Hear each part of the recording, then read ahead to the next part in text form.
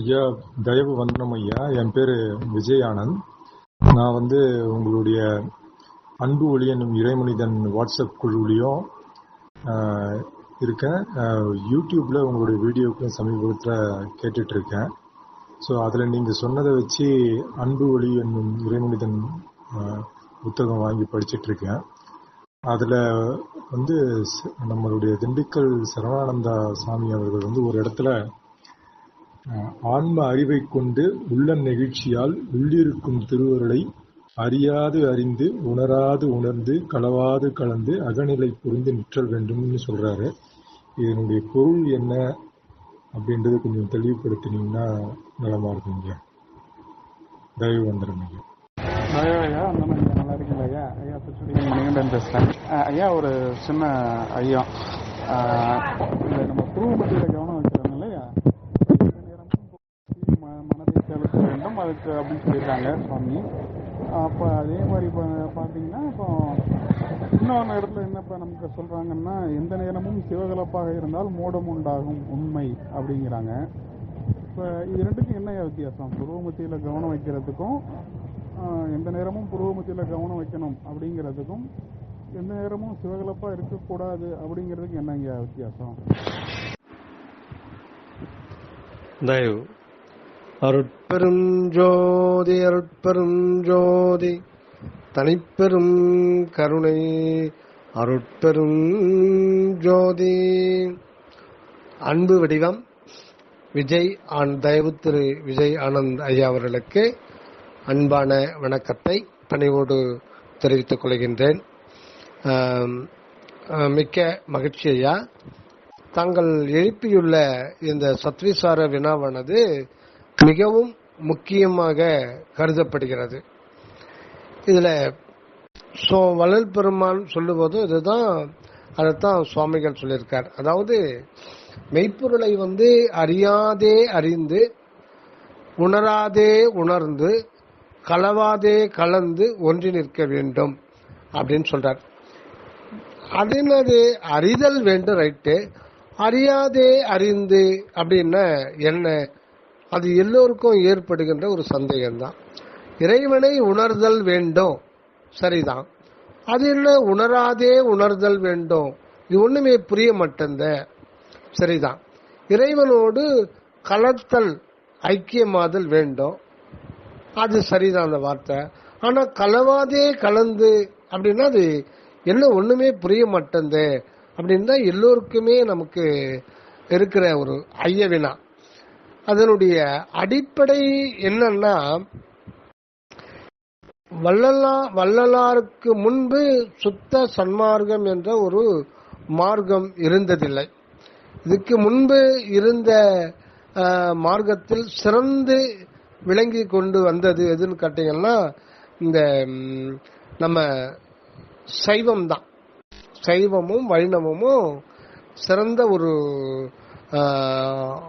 கடவுள் ஆன்ம கொள்கையை அடிப்படையாக கொண்டது அப்படின்னு சுவாமி சரவானந்த அவர்கள் சொல்வார்கள். ஆக ஆதியிலிருந்து ஒரு பல்லாயிரம் வருடங்களுக்கு முன்பே இருந்து இந்த தமிழகத்துல ஞான சித்தர்கள்லாம் ஆதியிலேயே தவத்தில் இருந்து புலன்களை ஒடுக்கி உள்ளே சென்று உண்மையை கண்டு அந்த உள்ளிருந்து உண்மையை, ஆன்மாவின் உண்மையையும் அந்த ஆன்மாவுக்கு உள்ளிருக்கிற உள்ளொளியின் உண்மையையும் வெளியில கொண்டு உள்ளபடி சொன்னவங்க யாருன்னா சைவ ஞானிகள் தான். அதுல எந்த ஒரு சந்தேகமும் இல்லை. ஆனா அப்படி இருக்கும் பொழுது சைவ சமயத்தில் தான் வள்ளல் பெருமான் முதல்ல இருந்தார். அதுக்கப்புறம் 6ஆம் திருமுறை பாடல்கள்ல அந்த எந்த ஒரு மத சார்பற்ற ஒரு நிலையில தான் அந்த பாடல்கள்லாம் பாடியிருக்காங்க. அது போக போக கடைசியில அந்த எந்த சமய மத யோக மார்க்கங்களையும் பற்றற விட்டணுன்றார். சரி, ஏன் அப்படி சொல்றாரு? வள்ளல் பெருமானே சைவத்துல தான் இருந்தாரு. அப்படி இருந்து அதுல இருந்து வெளியில நீங்கள் சைவம் வைணவம் பௌத்தம் முதலான சமய மதங்களில் லட்சியம் வைக்க வேண்டாம் அதே போல ஆகமம், வேதம், புராணம், இதிகாசம் போன்ற நூல்களிலும் லட்சியம் வைக்க வேண்டாம். அவற்றில் கடவுள் உண்மையை குறித்து குழு குறியாக சொல்லப்பட்டிருக்கிறது ஒழிய வெளிப்படையாக பகிரங்கமாக சொல்லப்படவில்லை. உண்மையை மண்ணில் போட்டு மறைத்து விட்டார்கள் அப்படின்லாம் ரொம்ப பகிரங்கமா பேசுறார். இது எப்போ வள்ளல் பெருமான் சொல்றாருங்கன்னா 1873 ஆண்டு கடைசியில மேட்டுக்குப்பத்துல முதல்ல சுத்த சன்மார்க்க கொடியை ஏற்றிய பொழுதுதான் காலையில் 8 மணிக்கு பேருபதேசம் அப்படின்ற தலைப்புல அன்பர்கள் அதை தொகுத்து கொடுத்திருக்காங்க. அதுலதான் வள்ளல் பெருமான் சொல்லியிருக்கிற கடைசி வார்த்தை இந்த உலக மக்கள் அனைவருக்கும் பொதுவானது. அது எந்த சாதி, சமய, மதம் கடந்து மனித இனத்துக்கே பொதுவான ஒரு இதை அறிவிப்பை இது ஆண்டவர் சொல்றாருன்னு சொல்லிட்டு அது சொல்றார்.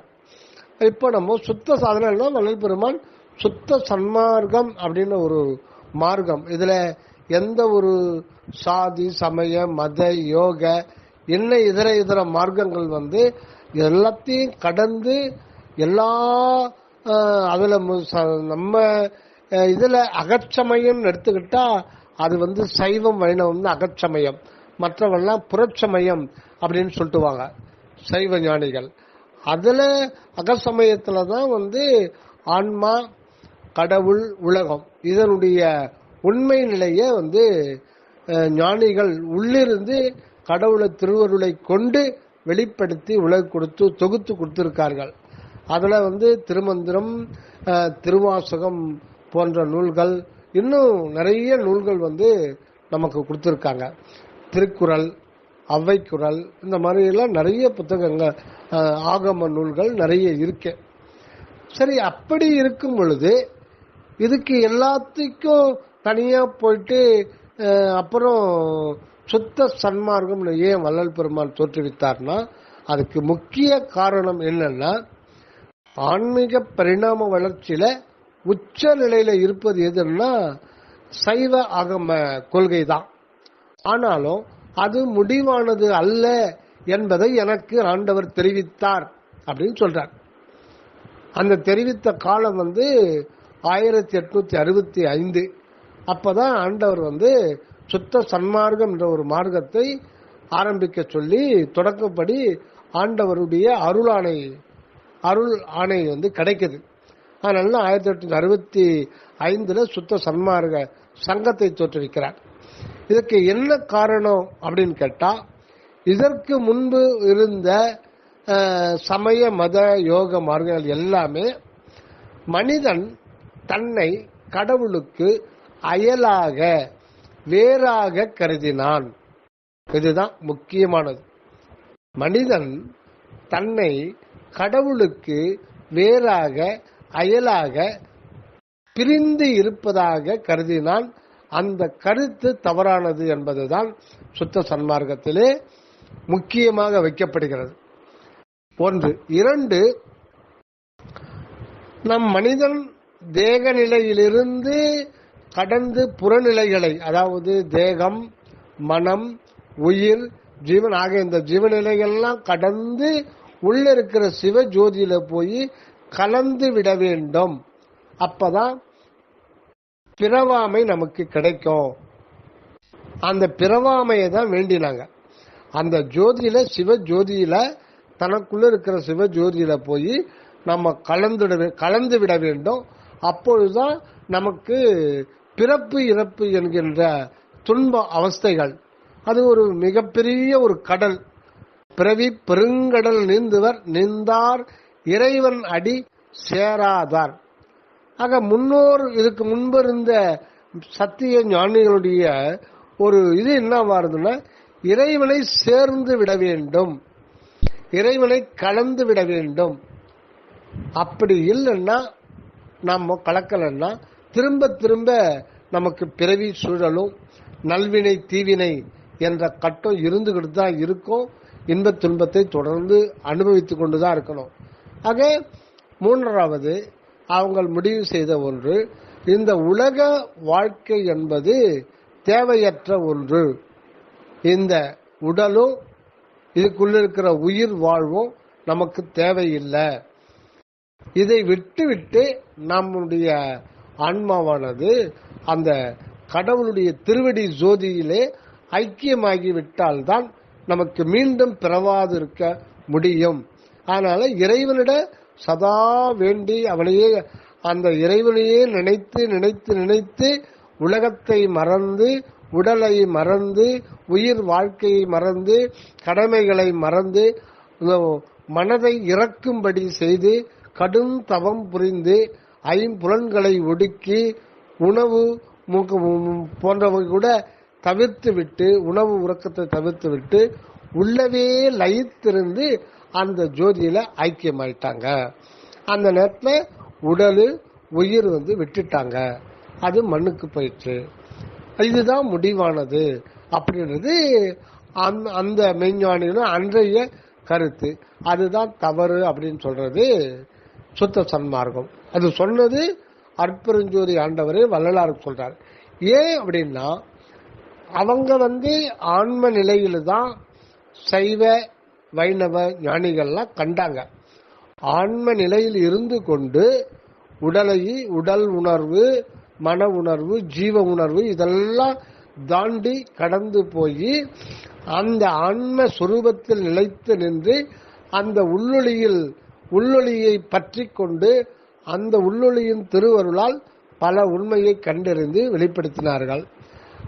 ஆனா இவர்களுடைய திட்டம் என்னவா இருந்ததுன்னா, அந்த உள்ளொளியாகிய சிவ ஜோதியில நாம கலந்துட்டாத்தான் இந்த உடலும் உயிரும் நீங்கிவிடும். இது தேவையில்லாது. இந்த உடல் உயிர் நம்மை பற்றி கொண்டிருந்தால் இந்த உலகத்தில் பிறந்து பிறந்து பிறந்து பிறந்து இறந்து இறந்து கொண்டிருக்க வேண்டியதுதான். ஆக நமக்கு பந்தம் என்பது இந்த உடலும் உயிரும் நமக்கு பந்தமாக இருக்கிறது. அப்படி அவங்க கருதியதற்கு காரணம் என்ன என்பதுதான் சுவாமி சரவணானந்த அவர்கள் சொல்றார்கள். என்னன்னா, முன்பு இருந்த எல்லா ஞானிகளுமே, முன்பிருந்த வேதாக மார்க்கத்தை எல்லாத்திலையுமே அடிப்படையா என்னன்னா, கடவுளுக்கு வேறாக மனிதன் தன்னை கருதினான். அதாவது கடவுளுக்கு தான் வேறாக இருப்பதாக கருதியதாலே அந்த கடவுளோடு நம்ம கலந்து விட வேண்டும் என்று முயற்சி செய்தான். ஆக இது தவறு. ஏன் தவறு அப்படின்னு பார்த்தோம்னா, அதுதான் ரொம்ப முக்கியமானது. இந்த பிரபஞ்சம், நம்ம கண்ணால் பார்க்கிற பிரபஞ்சம், இந்த பிரபஞ்சத்தில் வாழ்கின்ற அனந்தம் கோடா கோடி உயிரினங்கள், இந்த உயிரினங்கள் வாழ்க்கையில இருக்கிற இந்த ஜீவன், அந்த ஜீவனுக்கு இந்த கிடைத்திருக்கிற இந்த உடல், இந்த உடலில் பொருந்தி இருக்கிற 5 புலன் உணர்வுகள், இதுக்கு உள்ளே இருக்கிற மன உணர்வு, ஜீவ உணர்வு, இதன் ஆறாக அந்த ஜீவன் புற உலக பொருள்களிலிருந்து அனுபவிக்கின்ற இன்ப துன்ப உணர்வுகள், இது எல்லாமே மொத்தம் அனைத்தும் சேர்ந்து ஒன்றுதான். எல்லாமே அந்த அன்பு என்கின்ற ஒரு கடவுள் சத்துவத்தில் தான் எல்லாமே இருக்கு. இன்னும் கரெக்டா சொல்லணும்னா, கடவுள் என்ற ஒருவர் மட்டும்தான் இருக்கிறார். அதாவது கடவுள் கூட சொல்ல வேண்டாம், ஒரு இயற்கை உண்மை என்றார் வள்ளல் பெருமானார். என்ன கடவுள் அப்படின்னு சொல்லிட்டாலே அடுத்த எதிர்ச்சொல்லா வர்றது மனிதன் வந்துடுது. கடவுள்னா அடுத்த சொல்லு மனிதன். அது வேறு வேறாக இது பண்றது. இது மெய்ப்பொருள் என்பது பொது. அதுதான் இறைவன் வள்ளலாருக்கு சொல்றார். பொது உணர்வு உணரும் போது அலால் பிரித்தே அது எனில் தோன்றா அற்பெருஞ்சோதி.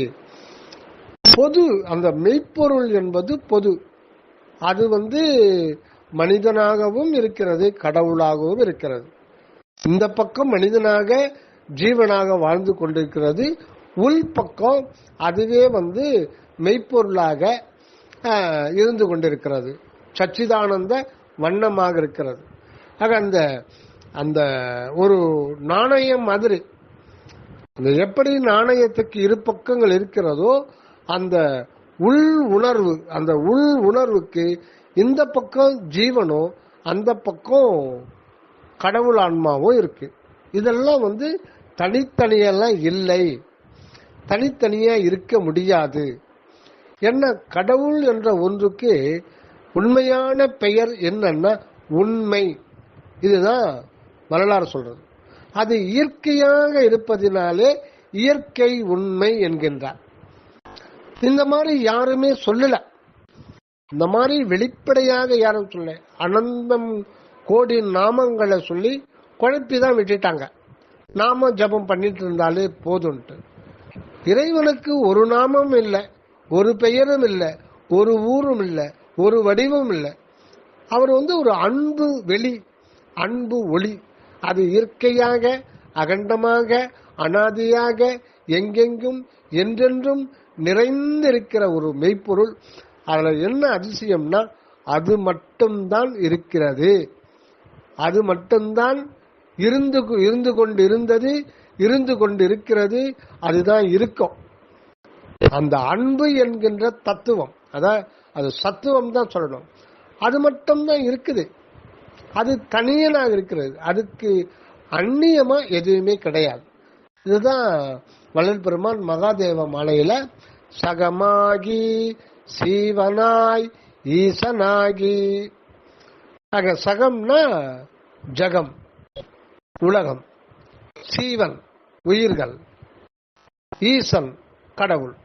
ஆக கடவுள், உயிர்கள், உலகம், இது மூன்றும் சேர்ந்துதான் இயற்கை உண்மை என்கின்ற ஒரு மெய்ப்பொருளாக இருக்கு.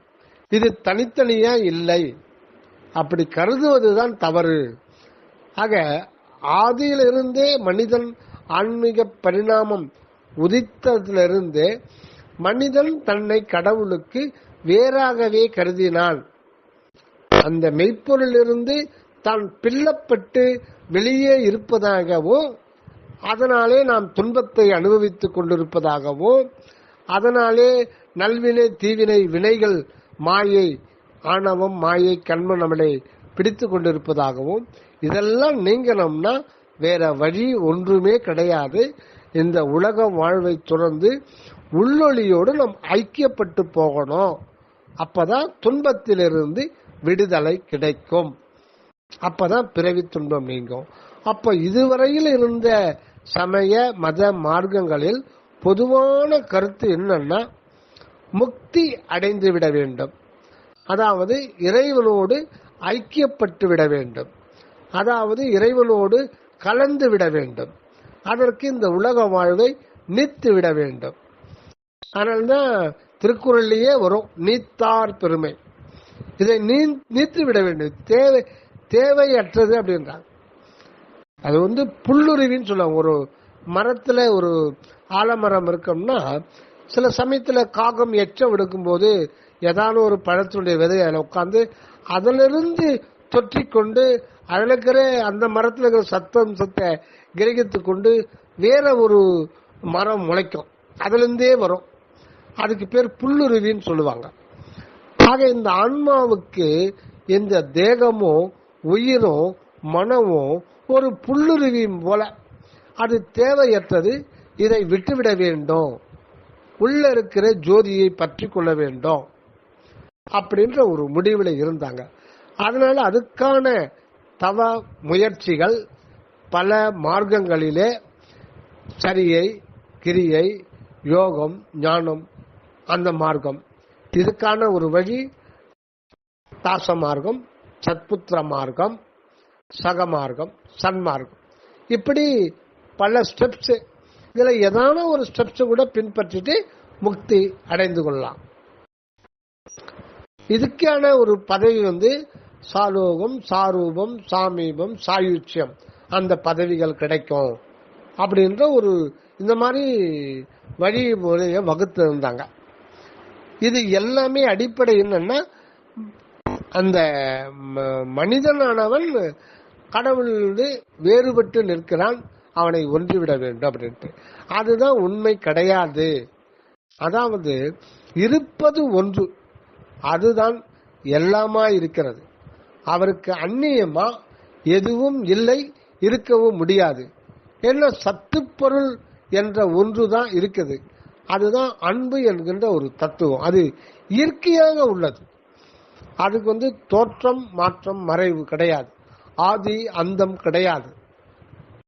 அந்த ஒரு நிலையில அது இயற்கையாக என்றென்றுமாய் எங்கெங்குமாய் நிறைந்திருக்கிற வெளியில இந்த உயிர்களும் அதுல இருக்கு. அந்த உயிர்ல தான் ஆண்டவர் தன்னுடைய அருள் அனுபவத்தை வெளிப்படுத்தி ஆனந்தமாக வாழ வந்திருக்கிறார். ஆக உயிர் என்பது என்னன்னா அது ஒரு உணர்வு புள்ளி. இந்த பிரபஞ்சத்துல நம்ம ஒவ்வொருத்தரும் ஒரு மையத்துல தான் இருக்கிறோம். அந்த நான் என்பது என்னன்னா கடவுளுக்கு ஒரு அனுபவ வாழ்வை தருகின்ற ஒரு உணர்வு மையம். உணர்வு என்கின்ற ஒரு மிக நுண்ணிய ஒரு புள்ளி. அந்த புள்ளியில தான் ஆண்டவர் தனது உண்மையை, தனது தன்மையை வெளிப்படுத்தி கொண்டு சச்சிதானந்தத்தில் வாழ முடியும். அது உணர்வு என்கின்ற ஒரு நிலையம் தான் ஆன்மா. அது கடவுளுடையது தான். ஆக நான் சொல்லுகிறது நாம் அல்ல, நம்முடையதும் அல்ல.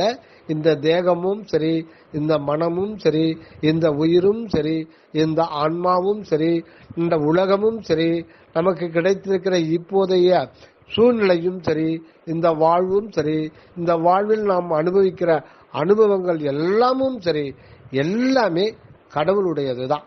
ஆக உண்மையில் நான் எனது என்பது நம்முடையது அல்ல, அது கடவுளுடையதுதான். கடவுளுதான் அருள் இன்ப அனுபவ வாழ்வின் நிமித்தமாக இந்த சிற்றம்பலம் என்கின்ற சிறப்பு தோற்றத்தை கொண்டிருக்கிறார். அந்த சிறப்பு தோற்றம் தான் அணு வடிவம். அதுதான் சிற்றம்பலம், சிறிய அம்பலம். ஒரு புள்ளியில தான் அவர் அந்த சச்சிதானந்தத்தையே வெளிப்படுத்த இருக்கிறார். அந்த ஒவ்வொரு புள்ளியும் தான் மனிதனா இப்ப விளங்குது. ஒவ்வொரு புள்ளியுமே சிற்றம்பலம் என்கின்றதான். அதுதான் சிதம்பரம், சிதாகாசம், ஞான ஆகாசம், சத்திய ஞான சபை, ஆன்மா. சிம்பிளா சொல்லணும்னா நான். இதுதான் ஆண்டவருக்கு அருள் அனுபவ நிலையம். இது ஆண்டவருடையது. இந்த அருள் அனுபவ நிலையமே ஆண்டவருடைய சிறப்பு வடிவம் தான். ஆக அவர் சச்சிதானந்த வாழ்வை நித்தியானந்த அனுபவத்தில் பெற்றுக் கொள்வதற்காகத்தான் இவ்வளவு ஏற்பாடும் உலகத்தில் நடந்து கொண்டிருக்கிறது. ஆக மனிதன் யார் என்றால் அவன் உள்ளிருந்து வெளிப்பட்டவன். அதுதான் உண்மை. அவன் புறம் இருப்பவன் அல்ல.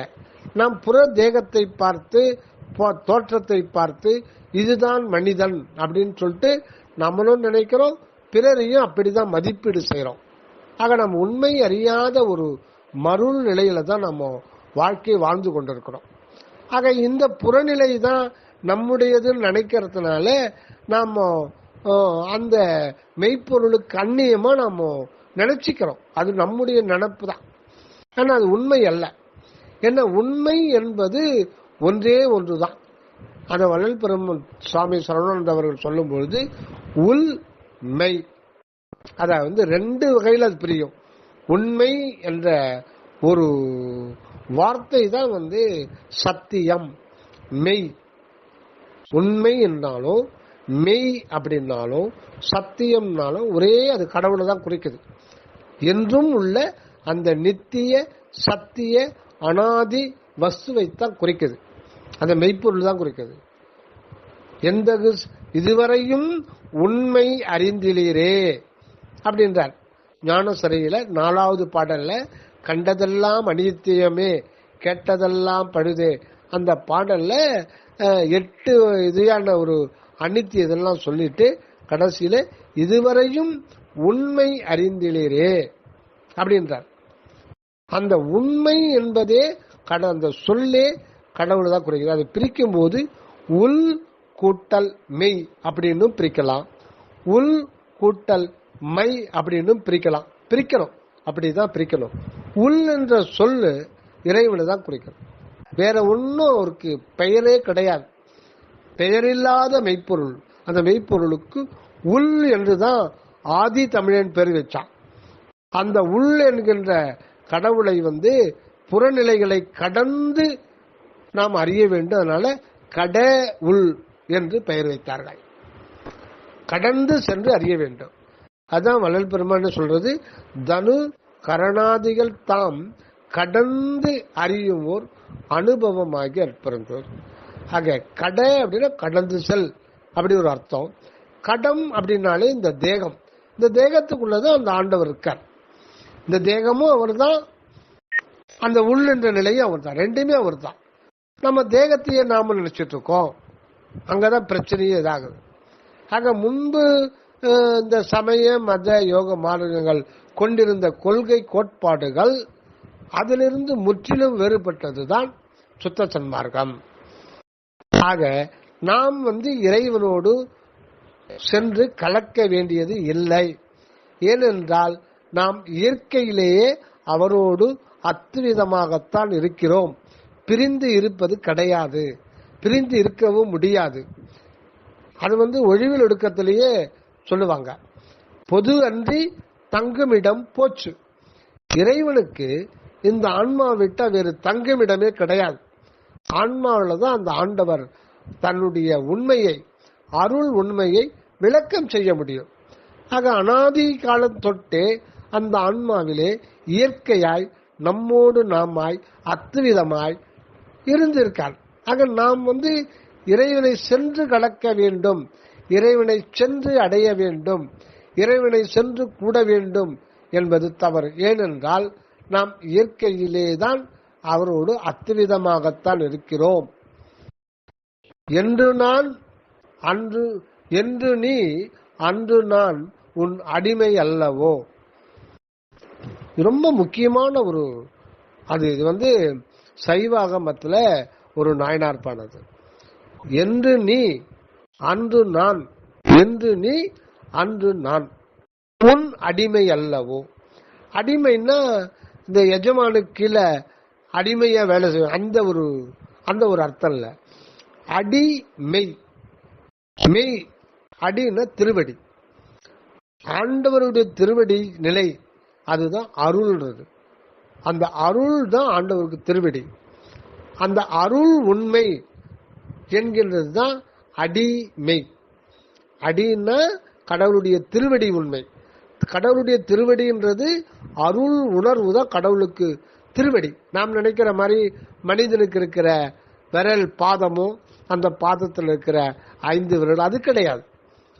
அன்பு என்பது அகண்ட வெளிமுற்றும் நிறைந்த இயற்கை உண்மை சத்து பொருள். அது இருப்பு நிலையாக இருக்கிறது, அங்க அனுபவம் கிடையாது. அந்த அன்பு வெளி அகண்டாகாச வெளிமுற்றும் நிறைந்த அந்த அன்பு வெளிக்கு திருமுடி என்று பெயர். அந்த திருமுடி முழு உண்மையை இந்த ஆன்மாவில் கொண்டுள்ளது. அது இப்ப இங்க எப்படி வரும்பொழுது அது உணர்வு நிலைக்கு வருது. என்ன உணர்வுன்னா அருள் என்கின்ற உணர்வு. அதுதான் ஆண்டவருக்கு பதம் அல்லது திருவடி. இதைத்தான் வள்ளல் பெருமான் அருட்பெருஞ்சோதி அகவல்ல அருளே நம் பதி, அருளே நம் பதம். ஆக பதம்ன்றது திருவடி, பதின்றது அகண்ட வெளியில் இருப்ப திருமுடி. ரெண்டுமே ஒண்ணுதான். கடவுளை பொறுத்தவரையில அவருக்கு முடியும் ஒண்ணுதான், அடியும் ஒண்ணுதான். அடியில தான் அந்த திருவடி, அந்த திருவடி தான் ஆன்மாவா இருக்கு. கடவுளுடைய திருவடி தான் இங்கு ஆன்மாவா இருக்கு. அப்ப அந்த ஆன்மா தான் நாம இருக்கிறோம். ஆக கடவுளுடைய தன்மை அதுதான் உள்மை. உண்மையினுடைய உள்ள இருக்கிற அந்த மெய்ப்பொருளுடைய தன்மை அதுதான் திருவடியாக இருக்கிறது. அந்த திருவடி நிலை நம்முடையதுதான், அதுதான் ஆன்மாவா இருக்கு. ஆக நாம விளங்குவது எதுன்னா கடவுள் தான் இங்கே நாம விளங்குகிறார். கடவுளுடைய தன்மை ஆகிய திருவருள் தான் இங்கு நான் எனது என்கின்ற நிலையை கொண்டு உள்ளது. அதாவது இருப்பது, அனுபவிப்பது, beingness and its inseparable experience. அதாவது இருப்பதும் அனுபவிப்பதும் இதை பிரிக்க முடியாத ஒரு நிலை எங்கே கூடுகிறது என்றால் திருவடி நிலையில் தான் கூடுகிறது. அகண்ட வெளியில இருப்பு மட்டும்தான். ஆனா இந்த திருவடியில தான் ஆண்டவருக்கு அந்த அனுபவ நிலைக்கு வரார். தன்னைத்தானே அனுபவித்தல்.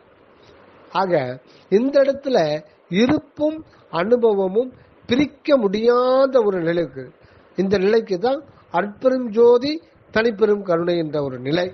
இதுதான் மனிதனுடைய உண்மை. அது இறை நிலைதான் இங்க மனிதனுக்கு மூல வடிவமாக இருக்கிறது. அதனால இறைவனை நாம் போய் அடைய வேண்டும், அவருடைய கலக்க வேண்டும் அப்படின்னு நினைப்பது தவறு. ஏனென்றால் நாம் பிரிந்திருந்தால் தானே கலப்பதற்கு, நாம் பிரிந்து இருந்தால் தானே சென்று போய் கலப்பதற்கு. அப்படி இல்லையே, அப்படி இருந்ததாக நினைப்பது அது தவறானது அப்படின்னு சொல்றது தான் இது. அதனால்தான் அறியாதே அறிந்து, குறியாதே குறித்து, கூடாதே கூடின்றது. இது ஒரு ஆழ்ந்த ஒரு தியான, சத்விசார தியான நிலை. இந்த நிலை தான் மிக முக்கியமாக நம்ம தியானத்துல கடைபிடிக்க வேண்டியது. இந்த ஒரு தியான பயிற்சி தான் தயாநிதி சுவாமி சரவணானந்த அவர்கள் நல்ல வழிகாட்டி கொண்டிருக்கிறார்கள். அவருடைய விளக்க உரை நூல்களை படித்தால் நாம் அதையெல்லாம் புரிந்து கொள்ளலாம். தயவையா. ஆக நம்ம தியானத்துல இந்த தத்துவ நிலைகள்லாம் நம்ம அதனுடைய உண்மையை உணர்ந்து கொண்டு நம்முடைய நிலை எப்படிப்பட்டது, கடவுளுடைய நிலை எப்படிப்பட்டது, இது குறித்து நம்ம மனத்தளவிலேயே நம்ம விசாரம் செய்யணும். அப்புறம் மனதை கடந்து நாம் சென்று விட வேண்டும். ஆக இது வள்ளல் பெருமாள் சொல்வார்,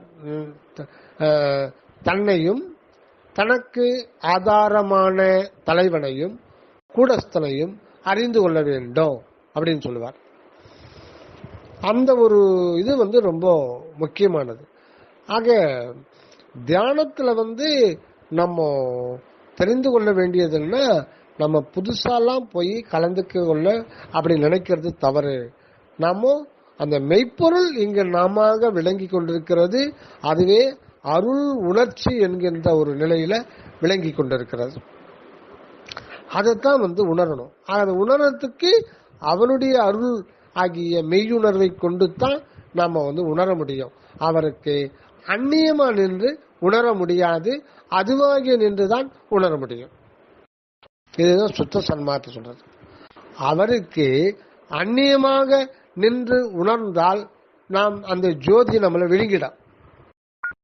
அந்த மாதிரி இது பண்ணக்கூடாது.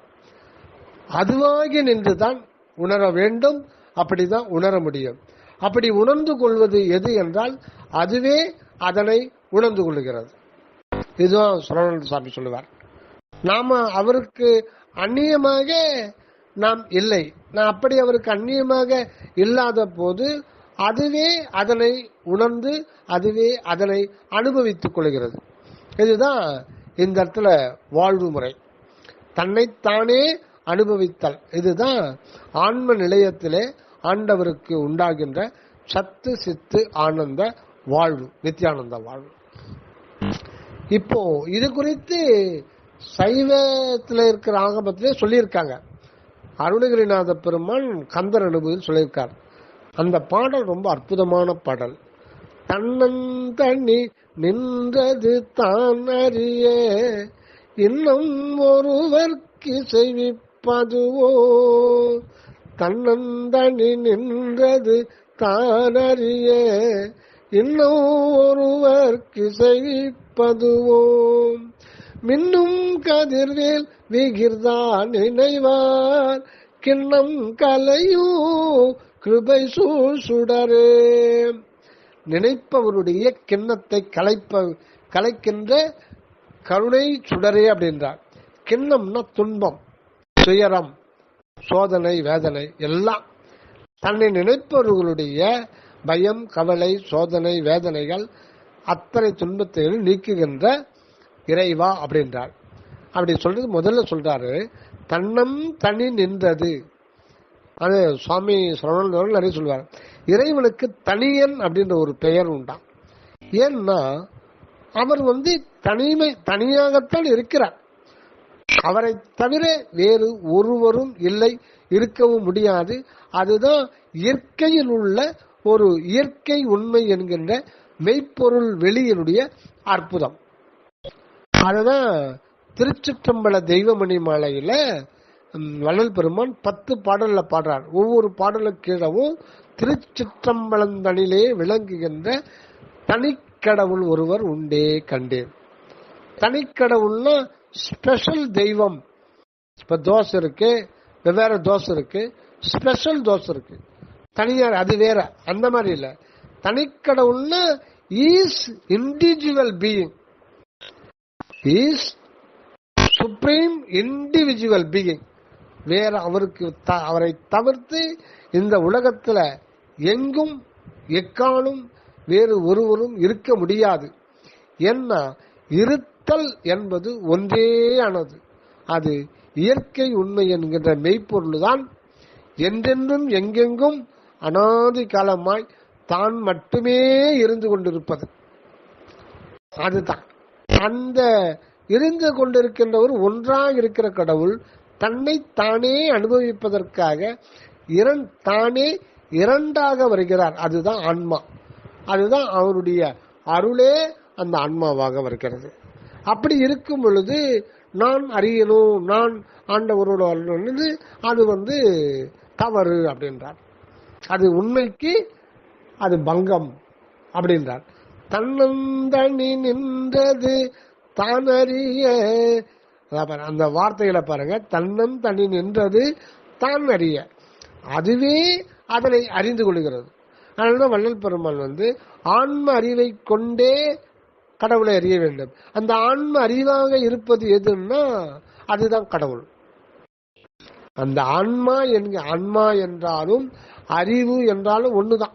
அதை ஆன்மா என்று சொல்லலாம், அல்லது அறிவு என்றும் சொல்லலாம், அல்லது ஆன்ம அறிவு என்றும் சொல்லலாம். எல்லாமே ஒன்றுதான். அறிவுனால அது ஆன்மாவை குறிக்கிறது. அது மெய்யறிவு.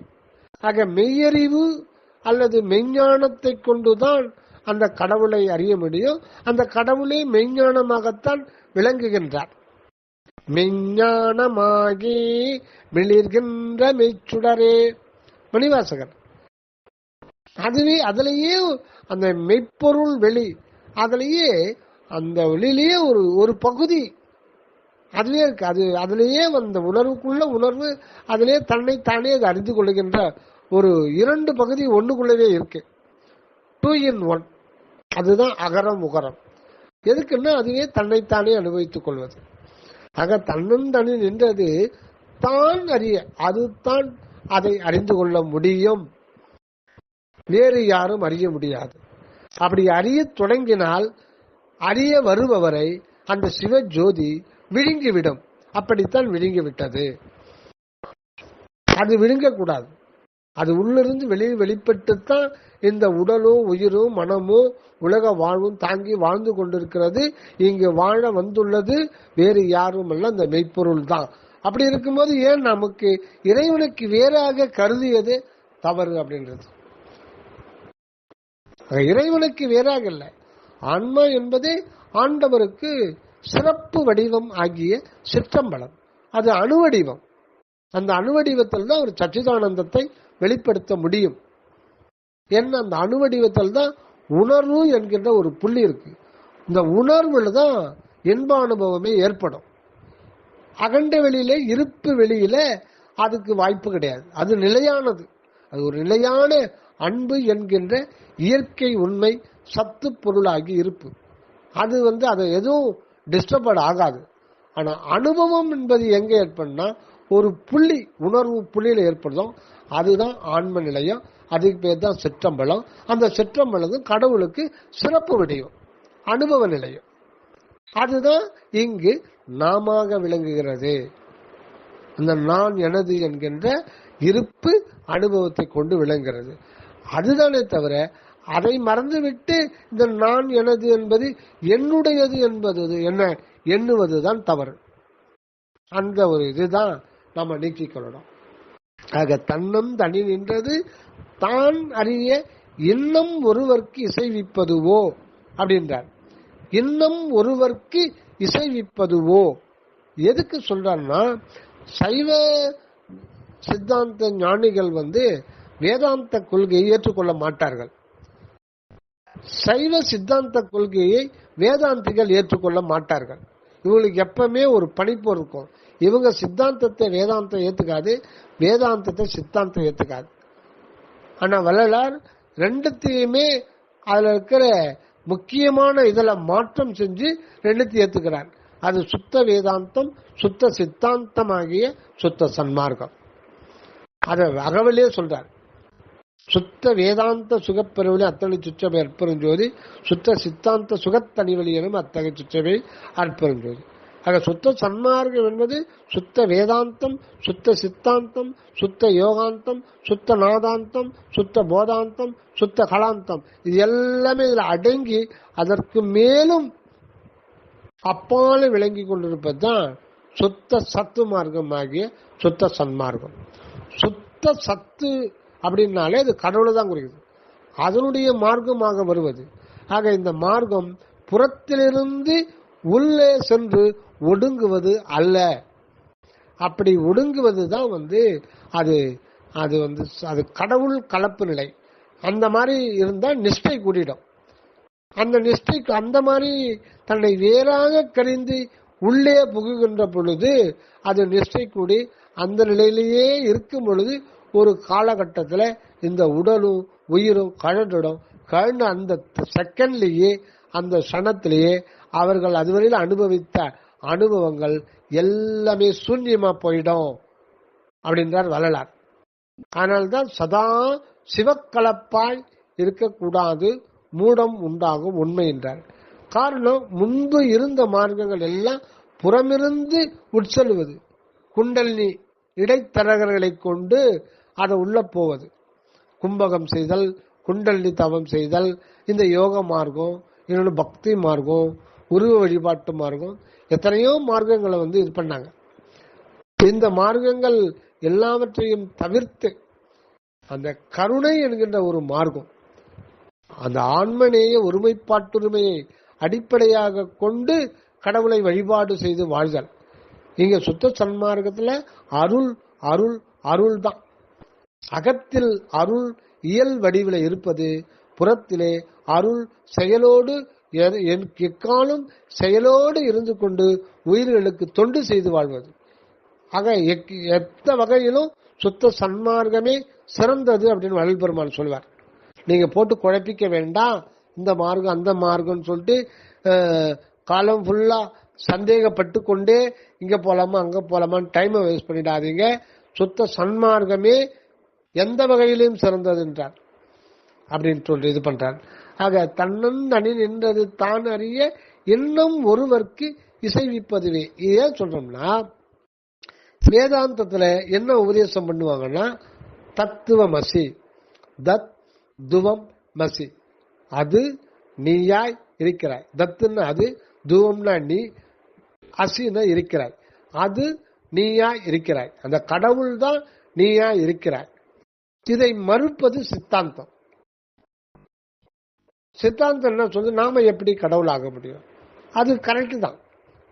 நாம எப்படி கடவுள் ஆக முடியும்? ஆக முடியாது. அந்த ஒரு கான்செப்டுக்கே போகக்கூடாது. நாம கடவுளாவது, கடவுள் நாம, அதெல்லாம் ஒண்ணு இல்லை. கடவுள் நாம விளங்கி கொண்டிருக்கிறார். நாம் கடவுளாக இருக்கிற அந்த வார்த்தை கூடாது. கடவுள் எல்லாமாய் விளங்கி கொண்டிருக்கிறார். அவர் மேலிடத்திலிருந்து, அவர் உள்நிலையிலிருந்து வெளிப்பட்டு யாவும் தன்மயமாய் விளங்கி கொண்டிருக்கிறார். அதனாலதான் சுத்த சன்மார்க்கம் என்பது என்னன்னா, கடவுள் நிலை அறிந்து அம்மையமாதல்.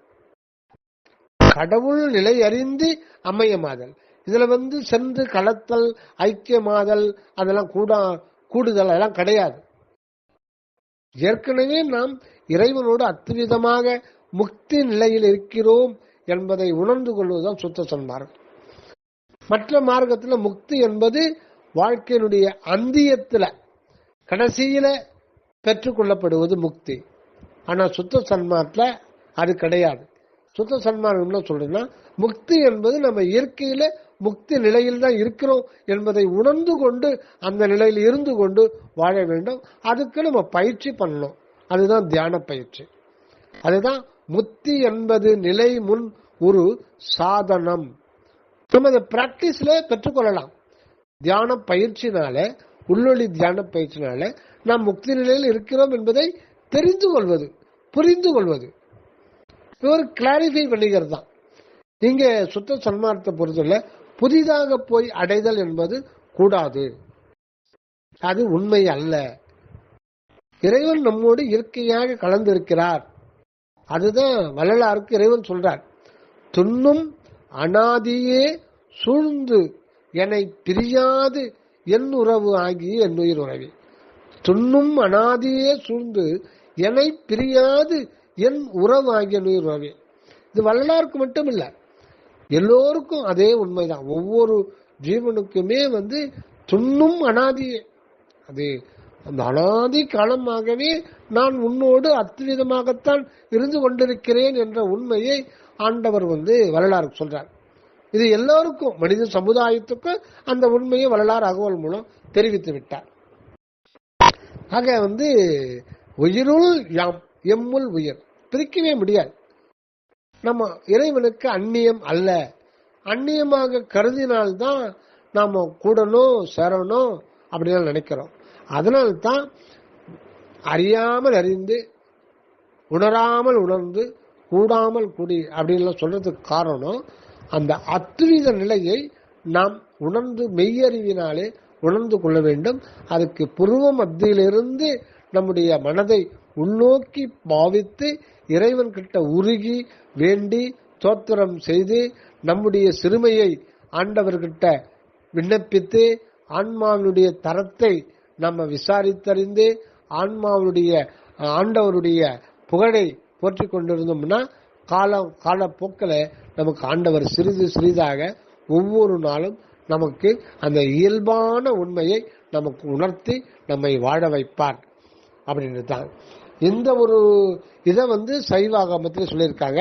இப்ப அருணகிரிநாதர் சொல்றது அந்த அது நீயா இருக்கிறான்னு சொல்லும் பொழுது அங்க அதுன்னா அங்க கடவுள் ஒருத்தர் வந்துடுறார்.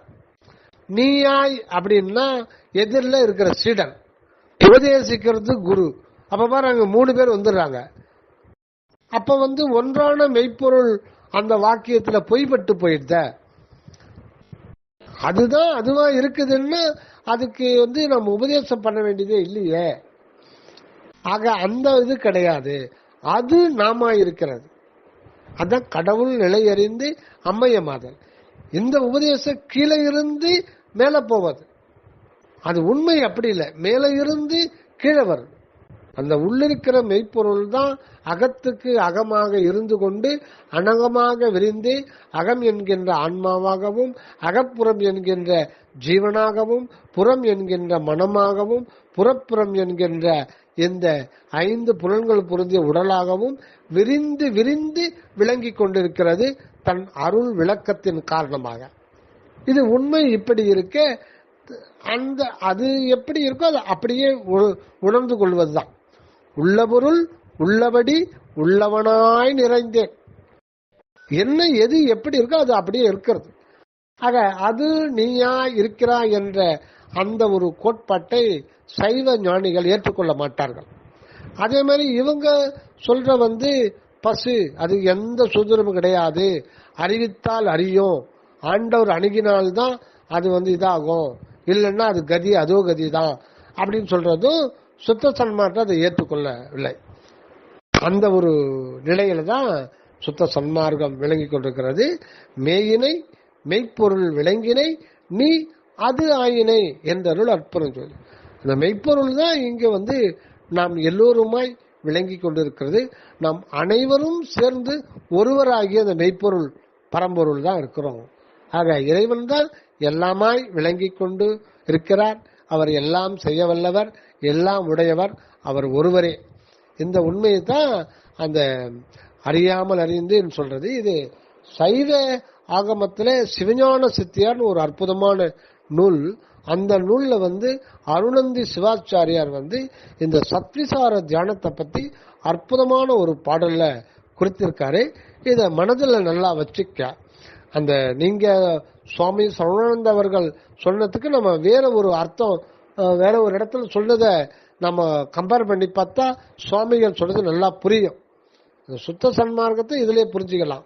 என்ன சொல்றாரு அந்த பாடலை முதல்ல பார்த்துருவோம். அறியாமை அறிவகற்றி அறியாமை அறிவகற்றி அறிவினுள்ளே அறிவுதனை அறிவின் உள்ளே அறிவுதனை அருளினால் அறியாதே அறிந்து அருளினால் அறியாதே அறிந்து குறியாதே குறித்து அந்த கரணங்களோடும் கூடாதே வாடாதே குடைந்து இருப்பையாயில் பிரியாத சிவன் தாமே பிரிந்து தோன்றி பிரபஞ்ச பேதமெல்லாம் தானாய் தோற்றி நெறியாக இவையெல்லாம் அல்லவாகி நின்றென்றும் தோன்றிடுவன் நிராதரன் நிராதாரன் ஆகியன்ற. இப்ப முதல்ல வார்த்தை அறியாமை அறிவகற்றி. அதை எப்படி படிக்கணும்னா அறியாமை அகற்றி அறிவு அகற்றி அப்படின்னு படிச்சாதான் அது பொருள் விளங்கும். அறியாமை அறிவகற்றின்னா அறிவு அறியாமையை அகற்றி அப்புறம் அறிவை அகற்றி, இது ரெண்டும் மெர்ஜாய் இருக்கு அந்த வார்த்தை. அறியாமை அகற்றி நம்முடைய அறியாமை அகற்றணும். நம்முடைய மனதில் இருக்கிற அறியாமை அகற்றணும்னா அதுக்கு தான் புறத்துல நூல்கள் நமக்கு முன்பு அந்த ஆன்மானுபவத்தை பெற்றுக்கொண்ட மெய்ஞானிகளுடைய அந்த பதிவுகள் எல்லாம் நம்ம பார்க்கணும், ரெஃபர் பண்ணி பார்க்கணும். அந்த நூல்கள் திருப்புகள், திருவாசகம், திருமந்திரம், திருவருட்பா, இதெல்லாம் நம்ம பலகால் நம்ம விரைவில் இதெல்லாம் படிச்சு திரும்ப திரும்ப படிக்கும் போது நம்ம மனதில் இருக்க அந்த புரியாத உண்மைகள் புரியும். இதுக்கு பேரு உபாய ஞானம் தான். ஆனா இந்த உபாய ஞானம் இல்லாம நம்ம உள்ள என்றாகிறதுக்கு வாய்ப்பே கிடையாது. அதுதான் மணிவாசக பெருமான் ஆகமமாகி நின்று அன்னிப்பான் தாழ்வாழ்கின்றார். இறைவன் எப்படி நம்மளை அணுகிறார்னா முதல்ல அந்த நூல், அந்த தெய்வ நூல் சாரம், அந்த நூல்கள் வழியாகத்தான் நூல்கள் ரூபமா நமக்கு ஆண்டவர் உண்மையை உணர்த்துறார். அந்த உண்மையை அப்போ நம்ம நல்ல அந்த மெய்யறிவு சம்பந்தமான நூல்களை திருவருட்பா, திருவாசகம், திருமந்திரம், அவைக்குறள் போன்ற நூல்களை நாம் படிக்க வேண்டும். திருக்குறள், இதெல்லாம் முக்கியமான நூல்கள். இதெல்லாம் படித்து நம்முடைய மனத்தில் இருக்கின்ற அந்த குற்றங்களை நீக்கிக் கொள்ள வேண்டும், ஐயப்பாடுகளை நீக்கிக் கொள்ள வேண்டும். இது உபாய ஞானம். இது அறியாமை அகற்றி. ஓகே, அடுத்தது அறிவகற்றின்றாரே, அறிவு போய் அகற்ற சொல்றாரு. அது என்ன? இதுதானே புரியல. அறியாமை அகற்றி ஓகே. இப்ப அறிவு அகற்றி அப்படின்னா இப்ப ஏன் அதை அகற்ற சொல்றார் அப்படின்னா இதுவரையில் கற்றது எல்லாம் உபாய ஞானம் தான். இந்த உபாய ஞானத்திலிருந்து உண்மை ஞானத்துக்கு வரணும்னா கற்றதை நம்ம அதை அப்படியே விட்டணும், அப்படியே கொஞ்சம் ஓரமா ஒதுக்கி வைக்கணும். ஏன்னா இது நூல்களை வச்சுக்கொண்டு மெய்ப்பொருளை உணர முடியாது. அந்த மெய்ப்பொருள் எப்படி இருந்தது என்பதை நமக்கு வார்த்தைகள் மூலம் மெய்ஞானிகள் ஏட்டிலே வரைந்து கொடுத்திருக்கிறார்கள். இப்ப அற்பெருஞ்சோதி என்றது ஒரு சொல், அதை எழுதுறோம். ஆனா அந்த சொல்லோ அந்த எழுத்தோ ஏற்றுக்கிற எழுத்தோ ஆண்டவராகி முடியுமானா முடியாது. இப்போ ஒரு இடத்துக்கு கீரனூர் ஒரு ஊருக்கு போனோம். ஒரு 4 ரோடு சந்திப்புல இருக்க எந்த ஊருக்கு போறதுன்னு புரியாம தவிக்கிறோம். ஒருத்தர் என்னங்க அங்க போர்டு இருக்கு பார்க்கலையா, ஊர் அந்த கை காட்டி அதில் போட்டிருக்கு, அம்புகுறி போட்டு கீரனூர் அப்படின்னு அது போட்டிருக்கு. அந்த அந்த கல்வெட்டுல கீரனூர் 10 கிலோமீட்டர் போட்டிருக்கு, கீரனூர் போட்டிருக்கு. அந்த கல்வெட்டான போய் நம்ம உட்காந்து கீரனூர் வந்துருமா? அது கை காட்டுது. இந்த ரூட்டு கிடையாது, அந்த ரூட்டு கிடையாது, இந்த ரூட்டு தான் சொல்லிட்டு அது இந்த ரூட்ல போ, கீரனூர் வந்துடும் கை காட்டுது. ஆனா நாம தான் போனோம், அந்த ரூட்டை காமிச்சிச்சு. அதே மாதிரி இந்த சொற்கள் நமக்கு கரெக்டான பாதையை நமக்கு காட்டி விடுகிறது. அதோட அதனுடைய கடமை முடிஞ்சிச்சு. ஆனா இன்னுமே இந்த சொற்பொருளை பற்றி கொண்டு இருக்கக்கூடாது. சொல்லிய பாட்டின் மெய்ப்பொருள் உணர்ந்து கொள்ள வேண்டும். பொருள்னா இங்க மெய்ப்பொருள், பொருள்னாலே இந்த கடலை குறிக்குது. அந்த சொற்கள் எதை சுட்டுகின்றன? அந்த மெய்ப்பொருளை சுட்டுகின்றன. இந்த மெய்ப்பொருளை பற்றி ஓரளவுக்கு நமக்கு உணர்த்துவது சொற்கள் வாயிலாக உணர்றோம். அதனால இதுவரையில் அதை மறந்துட்டு தான். ஏன்னா உள்ள போகும் பொழுது அங்க லாங்குவேஜ் இருக்கக்கூடாது. அந்த தியானம் போகும்போது மனம் மோன நிலைக்கு போகணும். ஓர்மைக்கு வரும்போது அங்க மனம் நினைப்பு மறப்பற்ற நிலையை அடைய வேண்டும். அங்க நினைப்பு மறப்பு ஏற்படுவதற்கு இதுவரையில் நம் கற்ற அந்த லாங்குவேஜ் இறைவனை பத்தி சொல்லுதே தவிர அந்த லாங்குவேஜ் இறைவன் ஆகி விடாது. ஆகையினால இப்ப அதை மறந்துடணும். கற்றது போய் ஆன்மாவில் பதிவாயிட்டு இருக்கோம். அதை பத்தி நம்ம ஒன்றும் கவலைப்பட வேண்டியதில்லை. ஆக இப்ப அறிவு அகற்றணும்னா கற்றதை அதை அப்படியே ஒதுக்கி விட வேண்டும் அர்த்தம். அது அந்த ஒரு ஸ்ட்ரைட்டான மீனிங் கொள்ள வேண்டியதில்லை. கற்ற பொய் நூல்கள் கணத்தே மறந்தன அப்படின்னு வள்ளல் பெருமான். கற்ற பொய் நூல்கள் கணத்தே மறந்தன அப்படின்னா பொய் நூல்கள் ஒரு அர்த்தம் கிடையாது. அந்த இடத்துல அங்க உள்ள போகும்போது அதனுடைய உதவி அந்த கேட்டு வரையில கை காட்டிட்டு அது பின்வாங்கிடும். அதுக்கப்புறம் சொல் மனம் லாங்குவேஜ் மொழி இதெல்லாம் கடந்த நிலையில அந்த மெய்ப்பொருள் நம்ம அனுபவ ரீதியா பெற்றுக்கொள்ள வேண்டும்னா இதை பிடிச்சுக்கிட்டு இருக்காது. அதை வேற ஒரு இடத்துல நம்ம பிடிச்சுக்கணும். அதான் அறியாமை அறிவை அற்றி அறிவின் உள்ளே அறிவுதனை. இப்ப அறிவு அப்படின்றது எதுன்னா ஆன்மா அறிவு வடிவமாக இருக்கிறது. ஆன்மா என்பது அறிவு. அதுதான் சித்தாகாசம். சித்து பிளஸ் ஆகாசம் சித்தாகாசம். சித்துனாலே அறிவு, ஆகாசம் வெளி, அதுதான் சிதம்பரம். சித்து அம்பரம், அம்பரம்னா வெளி. ஆக அறிவுமயமான ஒரு ஆகாயம்தான் நாம இருக்கிறோம். அதுக்கு உள்ள இருக்கிறதா பரமாகாசம் ஆகிய ஒன்று. அதுதான் இறைவனாக இருக்கிறது. பரமாகாச சொரூபியாக இருக்கிறார். அறிவுக்குள் அறிவாகி, உணர்வுக்குள் உணர்வாகி, உயிருக்குள் உயிராகி, எப்படி வேணாலும் சொல்லலாம். உயிருக்கு உயிராக, அறிவுக்கு அறிவாக, உணர்வுக்கு உணர்வாக இருப்பவர் தான் அந்த உள் ஒளியாகிய கடவுள். ஆக அறிவினுள்ளே அறிவுதனை அருளினால் அறியாதே அறிந்து அவன் அருளாலே அவன் தாழ் வணங்கி. அப்ப அந்த அறிவு என்கிற அறிவுக்குள்ள அறிவு இருக்கு. அதை அறியறது அறிவு தான் அறியணும். அந்த ஆன்ம அறிவு தான் அறியணும். அந்த ஆன்ம அறிவு யாருன்னா அதுவும் கடவுள் தான். அதுவே கடவுள் தான். அதுதான் அதை அறிய முடியணும்னா அங்க தற்போதும் இழந்து நிற்கின்ற பொழுது அந்த ஆன்ம அறிவு கூட நாமல்ல, அது இறைவன் தான் அந்த ஆன்ம அறிவாக விளங்குகின்றார். அதுதான் உணர்வு. அந்த உணர்வுக்குள்ள உணர்வா இருக்கிறாரு. இந்த உணர்வாக இருப்பது எதுன்னா அதுவும் கடவுள் தான். ஆக நாம் என்ற தற்போதும் ஒழியணும். அதனால்தான் அங்க தன்முனைப்பு இருக்கக்கூடாது. எல்லாம் இயல்பாக நடக்குது. அதுவே அதனை அறிந்துக்குது. தன்னம் தனி நின்றது தான் அறிய இன்னும் ஒருவர் கிசைவிப்பதுவோ. ஆக அருளினால் அறியாதே அறிந்து குறியாதே குறித்து. குறி அப்படின்னா கோல் அப்படின்னு அர்த்தம். குறிக்கோள், நம்முடைய குறிக்கோள் என்ன அப்படின்னா கடவுள் நிலை அறிந்து அம்மையமாதல், கடவுளை அடைதல் அல்ல. மற்ற இதுல கடவுளை அடைதல், கடவுளை சென்று சேர்தல், கடவுளோடு ஐக்கியமாதல், அது சரி கிடையாது. அது செயற்கையானது. இயற்கை அப்படி கிடையாது. நாம் இறைவனோடு அத்தியமா இருக்கிறோம். ஆனாலும் இந்த மனித பிறவில நாம் அறியாமல் இருக்கிறதுனால நம்முடைய குறிக்கோள் இறைவனாக இருக்கணும். ஆனா ஏற்கனவே அந்த மெய்ப்பொருளோடு தான் நாம் இருக்கிறோம். ஆனால்தான் குறியாமல் குறித்து அந்த ஒரு நிலை, குறியாதே குறித்து அந்த கரணங்களோடும் கூடாதே வாடாதே. அந்த கரணம்னு மனம் சித்தி புத்தி, மனம் புத்தி சித்தம் அகங்காரம். இதோட நம்ம அதை அழிக்க கூடாது. பட் நினைப்பு மறப்பற்ற நிலையில இருக்கணும் என்றுதான் சுத்த சன்மார்க்கம். ஆக இந்த மாதிரி தான் இயற்கை முத்தி என்பது நிலை முன் ஒரு சாதனம். இறைவனோடு நாம் அத்விதமாகத்தான் இருக்கிறோம். நாம் பிரிந்து இருக்கவில்லை. நாம் முக்தி நிலையில்தான் ஏற்கனவே இருக்கிறோம் என்பதை சத்விசார தியான சாதனத்தினாலே நம்ம கிளாரிஃபை பண்ணிக்கொள்ள வேண்டும் அப்படின்றது தான் வள்ளல் பெருமான் சொல்றது.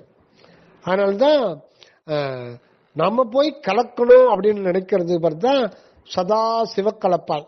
சதா சிவக்கலப்பாய்னா வேற ஒன்றத்திலிருந்து நம்ம விலகி விடுதல், இன்னொன்றுல கலத்தல் தான் சிவக்கலப்பு. கலத்தல் பொழுது வேறு ஒன்றிலிருந்து நம்ம வித்ட்ராவல் பண்ணிக்கிறோம்.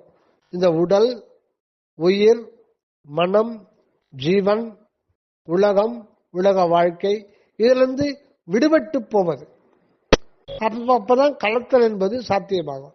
கலந்து விட்டால் நமக்கு தனி அனுபவம் கிடையாது, அப்ப மூடம் உண்டாகும். அதனால்தான் சதா சிவக்கலப்பா இருத்தல் கூடாதுன்றதுக்காக தான் சகச அனுபவம் என்றால்.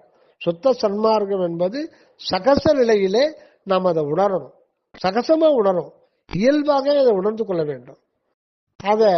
அதனால நிஷ்டை கூடுதல் அந்த மாதிரி எல்லாம் சமாதி கூடுதல் அது இயற்கைக்கு மாறானது, அது தேவையற்றது. அதனால காட்டுக்கு போய் உட்காந்துட்டு தவம் பண்ணுவது, எல்லாத்தையும் மறந்துட்டு உயிர் வாழ்க்கையை துறந்து விடுவது, இதுதான் சிவக்கலப்புக்கு வழிவகுக்கும். சிவக்கலப்பாய் இருக்கும் பொழுது ஒரு காலகட்டத்தில் இந்த உயிரும் உடலும் தொடர்பு அற்று போகும். தொடர்பு அற்று போனா இது கழனிடும். இது கழனிட்டாலே பௌதிக உடல் இல்லைன்னா உயிர் இருக்காது. உயிர் இல்லாத போது ஆன்மா மட்டும் தனித்து ஜீவித்திருக்க முடியாது, அதுக்கு அனுபவமே கிடைக்காது. அதனால மூடம் உண்டாகும். அதுதான் சமாதி பழக்கம் அல்ல, சகச பழக்கமே பழக்கம் அப்படின்னு வள்ளல் பெருமான் சொல்றாரு. இதுதான் சுத்த சன்மார்க்கத்துக்கும் முந்தைய சன்மார்களுக்குள்ள வேறுபாடு, அந்த ஒரு நிலை. இப்போ வள்ளல் பெருமான் கர்ண ஒழுக்கத்துல சொல்லுகின்ற பொழுது நாம் எப்பொழுதும் சிற்றவையின் கண்டே நமது மனதை செலுத்த வேண்டும் அப்படின்னு சொல்றார். ஒரு பக்கம் சதா சிவக்கலப்பால் இருந்தாலும் மூடம் உண்டாகும் உண்மை அப்படின்னு சொல்றாரு. சமாதி பழக்கம் அல்ல, சகச பழக்கமே பழக்கம்ன்றாரு. அப்படி சொல்ற வள்ளலாறு எப்பொழுதும் நமது மனதை சிற்றவையின் கண்டே செலுத்த வேண்டும், புருவ மத்தியிலே கவனம் வைக்க வேண்டும் அப்படின்னு ஏன் சொல்றாருன்னா, நம்ம தேக உணர்வுல நாம இருக்கிறோம். நமக்கு முதல் கட்ட புரிதல் நமக்கு முதல்ல வேண்டும், அப்புறம்தான் மற்ற உண்மையெல்லாம் சொல்லணும். அது அப்புறம் திருவருட்பா படிக்க படிக்க உண்மை விளங்கும். ஆனா இப்போதைய நிலைக்கு நாம் கீழ்நிலையில இருக்கிறோம். உண்மை நமக்கு விளங்கி கொள்ளுகின்ற வரை நம்ம முயற்சி தேவைப்படுது. அதனால இந்த முயற்சி சில காலம் தேவைப்படும். அதனால நம்ம முயற்சி செய்து அது கீழே இறங்கிடும், திரும்ப திரும்ப அது கீழே இறங்கிடும். அதனால இழுத்து இழுத்து மேலே நிறுத்தணும் அப்படின்னு சொல்றதுனால அது ஒரு கண்டிப்பா சதா எப்பொழுதும் நமது சிற்றவையின் கண்டே கரணத்தை செலுத்த வேண்டும் அப்படின்னு நம்ம முயற்சியை வலியுறுத்துறார்.